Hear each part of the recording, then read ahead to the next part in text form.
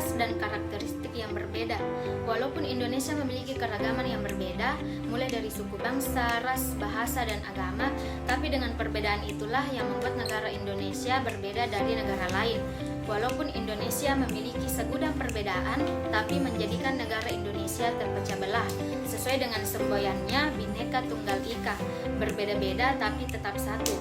Bahasa Indonesia adalah salah satu yang termasuk dari beberapa perbedaan keragaman budaya di negara Indonesia tercinta ini, yang mana dalam hal ini sudah sangat jelas bahwa bahasa Indonesia adalah budaya kebahasaan yang sudah ada sejak pada zaman dahulu. Bukan hanya itu saja, bahasa Indonesia juga menjadi bahasa resmi di Indonesia. Dalam penggunaan bahasa, sebaiknya harus berbanding lurus dengan kondisi atau tempat di mana kita berada. Semisal kita sedang berada di tempat warung kopi, pasar, dan tempat lainnya yang tidak formal. Sudah semestinya kita harus menyesuaikan dalam penggunaan bahasanya, seperti menggunakan bahasa Indonesia yang lebih santai, tidak terlalu formal, tapi juga tidak menyalahkan kaidah kebahasaannya. Dalam hal ini berbeda jika kita berada di ruang lingkup seperti kantor, secara resmi, dan acara-acara formal lainnya. Dan seharusnya bahasa yang digunakan pun adalah bahasa Indonesia, resmi dan juga formal, dengan mencermati kaidah-kaidah kebahasaannya. Peran mahasiswa di lingkungan kampus bahasa yang dimiliki oleh bangsa kita merupakan salah satu alat bantu kita untuk berkomunikasi dengan orang lain. Karena dengan bahasa kita berinteraksi dengan sesamanya. Selain itu, bahasa kita bisa memahami apa yang dimaksud oleh lawan bicara kita. Dengan bahasa pula kita bisa membuat negara kita lebih bervariasi. Semua orang pasti sudah mengetahui bahwa negara tercinta kita ini terdiri dari beberapa pulau. Dari pulau tersebut memiliki bahasa daerahnya tersendiri. Namun perbedaan itu tidak menjadikan setiap daerah tidak dapat bersatu, seperti halnya di dalam kampus. Di sana terdiri dari mahasiswa dan mahasiswi yang berasal dari pulau-pulau yang berbeda di penjuru Indonesia. Bahasa yang digunakan pun tentunya berbeda pada saat kita berada di lingkungan kampus dan kita berkomunikasi dengan orang yang berbeda daerah. Tapi kita tidak mengerti dengan bahasa yang digunakannya. Karena menggunakan bahasa daerahnya, kita tidak perlu khawatir lagi karena kita sudah ada jalan tengahnya, yaitu dengan menggunakan bahasa Indonesia. Sebagai mahasiswa, tentunya menguasai dan memahami penggunaan bahasa Indonesia yang baik dan benar adalah sebuah keharusan. Karena sebagai seorang mahasiswa, kita akan banyak berinteraksi baik dalam kelas, di luar kelas, bahkan di dalam sebuah organisasi. Peran mahasiswa dalam lingkungan masyarakat, begitu pula dengan lingkungan masyarakat kita sebagai mahasiswa yang berpendidikan, sudah semestinya kita memberikan contoh yang baik, yang salah satunya bisa menerapkan bagaimana cara berkomunikasi atau berinteraksi dengan menggunakan bahasa Indonesia yang sesuai dengan kaidah kebahasaan. Dalam artian ini tidak mengubah kaidah-kaidah kebahasaan yang sudah diterapkan atau ditetapkan. Karena salah satu penilaian masyarakat untuk melihat kualitas baik buruknya seseorang yaitu dilihat bagaimana ia bertutur kata, berinteraksi, seperti halnya berbicara kepada yang lebih kecil, kita harus menggunakan intonasi yang lebih rendah dan tidak berbelit-belit supaya mudah untuk dipahami. Bukan hanya itu saja, berkomunikasi dengan bahasa Indonesia sesuai dengan kaidah kebahasaannya juga bisa menjadi salah satu jalan alternatif untuk belajar menggunakan bahasa yang benar bagi para pendengarnya. Permasalahan yang terjadi di kalangan mahasiswa, khususnya dalam bermedia sosial, dalam hal ini bukan hanya di kalangan masyarakat saja yang harus diperhatikan dalam berbahasa. Namun dalam bermedia sosial pada saat ini juga sangat memprihatinkan dalam hal penggunaan bahasanya. Dapat kita lihat anak-anak pada zaman sekarang lebih sering menggunakan bahasa gaul daripada menggunakan bahasa Indonesia yang sesuai kaidah dan kebahasaannya dalam bermedia sosial. Yang mana dalam hal ini akan menimbulkan dampak yang tidak baik, yang jika terus-menerus diabaikan. Salah satu dampak negatif dari penggunaan bahasa gaul ialah mempersulit dalam penggunaan bahasa Indonesia yang sesuai dengan kaidah itu sendiri. Sedangkan di lingkungan pendidikan, di lingkungan kerja, yang diharuskan untuk menggunakan bahasa yang tidak menyalahi aturan dalam artian sesuai dengan konteks kaidah kebahasaan. Bukan hanya itu saja, bahasa gaul juga dapat mengusik yang membaca ataupun yang mendengarkan dalam kata yang diucapkan. karena orang-orang di sekitar kita tidak semuanya memahami maksud dari perkataannya, dan juga bahasa gaul bisa menyulitkan penggunaannya dalam berinteraksi ataupun berkomunikasi dengan orang lain dalam acara yang bersifat formal, seperti dalam presentasi di kelas ataupun di acara-acara formal lainnya.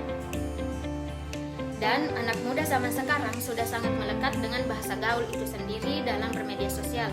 Kesimpulannya, saat ini masyarakat khususnya di negara Indonesia sudah banyak yang melupakan bagaimana cara menerapkan penggunaan bahasa Indonesia yang sesuai dengan kaidah kebahasaan.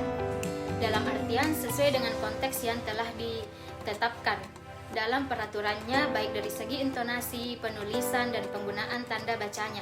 Dalam hal ini juga bisa disebut penyimpangan yang akan menyebabkan hilangnya penggunaan bahasa Indonesia di negara Indonesia yang disebabkan oleh hilangnya kesadaran diri dan kecintaan di dalam negeri kita sendiri. Penguasaan bahasa adalah kemampuan seseorang dalam memahami materi atau konsep yang dapat digunakan berkomunikasi dengan orang lain baik melalui lisan maupun tulisan. Menurut Pringgawidagda tahun 2002, tujuan penguasaan bahasa adalah seseorang dapat berkomunikasi dengan orang lain. Sebagai mahasiswa, tentunya menguasai dan memahami penggunaan yang baik dan benar adalah sebuah keharusan. Salah satunya ialah bahasa Indonesia.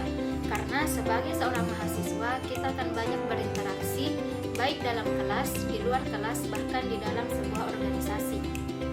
Penguasaan bahasa Indonesia juga merupakan jendela kekayaan budaya.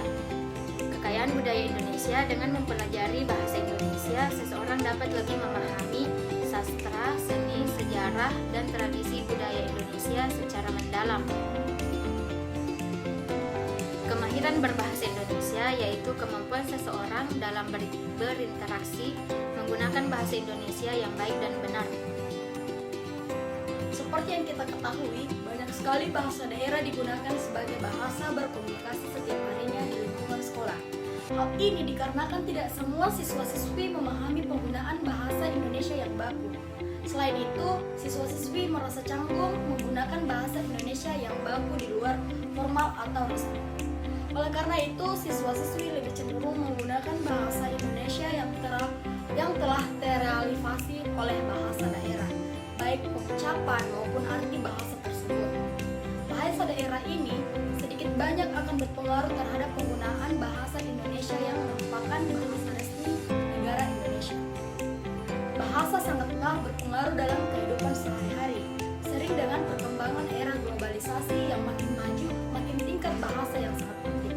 Tapi kita lihat, sekarang ini bahasa daerah dan bahasa Indonesia secara bersamaan melalui komunikasi satu sama lain. Fenomena ini sangat banyak. Hal yang kita jumpai dalam kehidupan sehari-hari di kalangan orang tua, tapi yang lebih parahnya lagi, para remaja atau anak sekolah juga mengikuti dialek-dialek tersebut. Mengingat masalah ini bukan hanya dihadapi oleh orang tua saja, bahkan sudah berpengaruh di kalangan siswa-siswi tersebut. Selanjutnya, berbahasa asing. Penguasaan bahasa asing menjadi sebuah keharusan di zaman globalisasi seperti ini. Mengapa? Karena hal itu disebabkan bahasa merupakan suatu instrumen terpenting untuk berkomunikasi dengan orang lain, atau juga bisa disebut dengan alat untuk berkomunikasi. Misalnya di dalam kehidupan pekerjaan, salah satu persyaratan yang wajib dilakukan adalah menguasai bahasa asing. Atau di dalam pembelajaran, banyak buku-buku yang berbahasa asing dan banyak sekali produk-produk dari luar negeri yang berbahasa asing, terutama semenjak adanya pasar global. Maka secara tidak langsung kita semua dituntut untuk bisa berbahasa asing supaya bisa mengikuti perkembangan zaman yang semakin maju. Jadi dapat kita simpulkan bahwa menguasai bahasa asing itu sangat penting di era modern ini untuk bertahan hidup mengikuti perkembangan zaman. Setiap negara mempunyai bahasa yang berbeda-beda. Misalnya, negara Jepang menggunakan bahasa Jepang, negara Korea menggunakan bahasa Korea atau Hangul, dan negara lainnya. Maka dari itu, untuk mengatasi solusi perbedaan bahasa dalam berkomunikasi antar negara, digunakanlah bahasa Inggris menjadi sebuah bahasa internasional. Bahasa Inggris telah digunakan oleh beberapa negara, dan menjadi bahasa penghubung antar bangsa. Bahasa Inggris merupakan salah satu bahasa terpenting untuk dikuasai karena bahasa Inggris merupakan sebuah alat untuk berkomunikasi baik lisan maupun tulisan. Bahasa Inggris merupakan salah satu bahasa yang bisa membantu kita di segala kehidupan seperti sarana berkomunikasi, perdagangan, sosial budaya, ilmu pengetahuan, pendidikan, hiburan, dan teknologi. Maka dari itu, menyadari akan pentingnya penguasaan bahasa asing atau bahasa Inggris, maka pemerintah Indonesia mengeluarkan Undang-Undang Sisdiknas tahun 2023 yang berbunyi, bahasa asing dapat digunakan sebagai bahasa pengantar pada satuan pendidikan tertentu untuk mendukung kemampuan berbahasa asing peserta didik. Itulah salah satu alasan terpenting mengapa kita harus mempelajari bahasa Inggris di sekolah. Jadi ada 4 poin keterampilan berbahasa yang perlu dikuasai. Yang pertama, menyimak atau mendengarkan. Menyimak atau mendengarkan adalah keterampilan berbahasa untuk dapat memusatkan perhatian dan mencerna informasi-informasi yang ada. Yang kedua, bahasa adalah alat untuk berkomunikasi. Kita berkomunikasi dengan orang lain, mengekspresikan ide-ide kita, dan juga memahami ide-ide orang lain. Selanjutnya membaca. Membaca adalah keterampilan dalam memahami. Membaca dapat membantu kita mengembangkan seluruh bagian-bagian berbahasa seperti kosakata, ejaan, struktur bahasa, atau kalimat dan penulisan. Baik, yang terakhir adalah keterampilan menulis. Menulis berarti menuangkan buah pikiran ke dalam bentuk tulisan atau menyampaikan pesan kepada orang lain melalui rangkaian kata yang ditulis.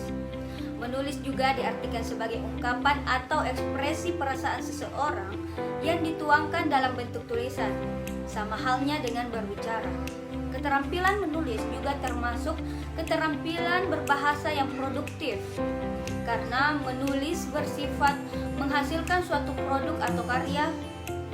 Bila dibandingkan dengan 3 keterampilan berbahasa lainnya, menulis merupakan keterampilan yang paling kompleks. Menulis bukan sekedar menyalin kata atau kalimat, lebih dari itu menulis juga menuangkan ide dan pikiran dalam bentuk tulisan yang sistematis, agar pembaca dapat memahaminya dengan mudah. 4 keterampilan berbahasa sering diabaikan dan kian mendapat tantangan seiring berkembangnya zaman. Pada keempat saling berkaitan satu sama lain dan berdampak pada kehidupan sehari-hari. Untuk itu, jadi perlu meningkatkan kesadaran dan terus mengasah 4 keterampilan berbahasa tersebut.